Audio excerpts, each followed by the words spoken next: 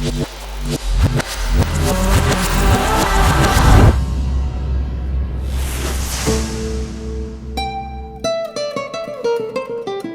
a way really for people to get involved in each other's cultures. So I really, really like that about art is a global language.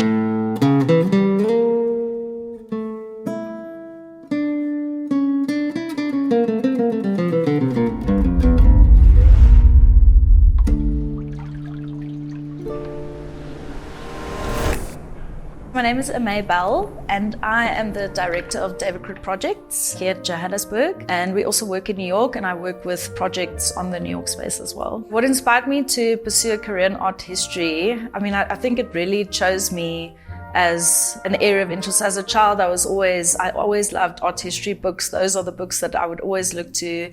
I had art at school, and when I had to go to university, I actually thought, okay, I want to be in the arts in some way, but I don't want to really be an artist. But I then pursued a degree in communication studies with art history as a subject.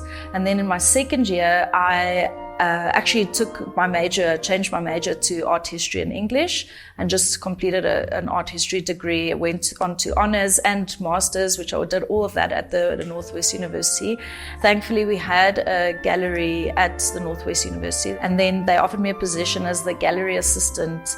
I'm so grateful for that experience, for us to have actually had a gallery at the university, because it was a way to test the interest in what we were going to do. Because at that time, it really was about what could you really do with that kind of degree. You're either going to be an academic, or you're going to be a writer, or you're going to be maybe come to Joburg and work in a gallery. And the structure at that time was that there was an owner, there was a gallery director, and then an assistant. And unless someone decided to move on or unfortunately pass away, the scope for careers were very limited. But then I came to Joburg actually to an exhibition here, and I met David Krut, which was actually at the gallery next to the one that I was visiting.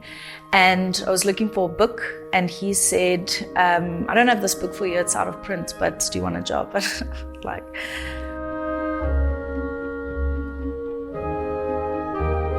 so my experience of creating the Biennale, La Biennale Arte in Venice, was quite exceptional. That really came about through the work that I'd done at David Krut, because I'd been working with some of the artists that I'd shown at the pavilion, and they invited me to curate the project for them. And you can imagine, for a young arts professional, it's an opportunity that doesn't really come about. We always used to joke about it between me and my friends, who would be the next curator in Venice and whatever. And it was, funnily enough, it was me, which was very unexpected in that particular year. But showing artists on such an international platform is quite important, because the relevance of the Biennale is that South African artists get to be shown in this international context to an audience who wouldn't necessarily travel to South Africa to come and see the work.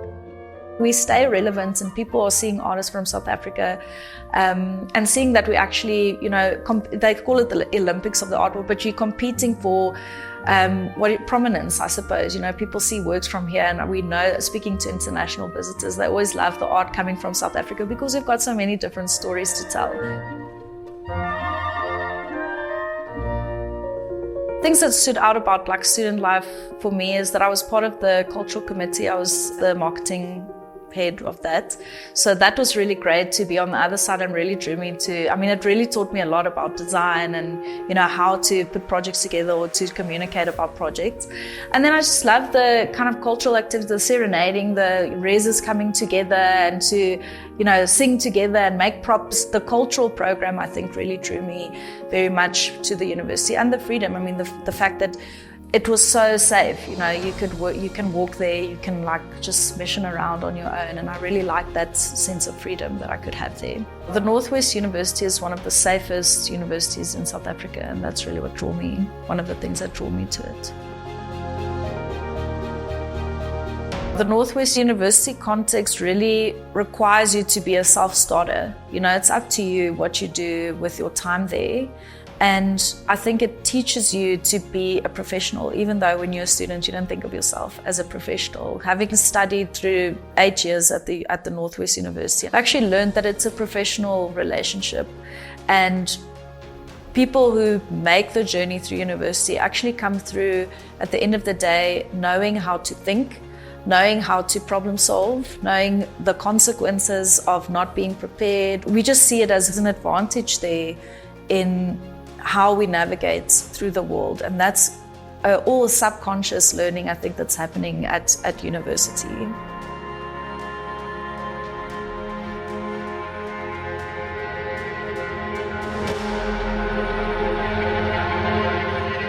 So, I mean, the role of art in addressing social, political issues, I think it's a way for artists to be telling their personal stories, things that are not political necessarily. Art can be political, and it's a way for people to take a stance and to say what they want to say. The Northwest University really created an environment for inclusivity. We had a friend that, his parents weren't wealthy, and he was actually working in the gym most of the time between classes, just trying to pay his fees. So, it really makes you very grateful for whatever circumstance you're in, if you're in a better or worse way. But creating that environment of inclusivity and, cultural understanding, where we have friends from all different cultures, really a place to bring people together and understand each other and then go forward in life. I'm very lucky to be a full-time working mom, I think, especially in the arts, to make them a part of this environment. But because we don't have a lot of, especially in the arts, maybe a lot of institutions that cultivate education for young people in the arts, it's been very important to me to bring them to be a part of this world and to learn about paintings and to learn about artists and so on. I can have dreams and I can pursue them, and they're part of that. And what they learn from that, for me, is very, very valuable. I've been amazed by how much I've been able to do and achieve, while I've had my son, Thomas. Just everything, you just take it one step at a time. And thankfully, I've been able to get through everything. And it's taught me a lot about maybe how much time I've wasted before. Not that one should look back on that, but just gives me a lot of encouragement to do all the things that I want to do. And as I say, just make my family a part of that. My biggest life lesson is really to work hard and be respectful for the environment that you find yourself from. Things that had happened at university. I mean, my first job was really at the Northwest University Gallery, and I learned a lot there. What it really taught me, it wasn't always easy, and it wasn't that certain, it wasn't like, okay, this is your job and it's your job for life. You had 1 year to make it work type of thing. And if you didn't, you had to move on. And in a way, that's what happened to me, is that I had to learn that you need to work hard and you need to make things happen. So I think that's something that's stuck with me, is that we need to use every opportunity that's given to us to learn the most that we can, and then apply that in future things, future projects or jobs that come up.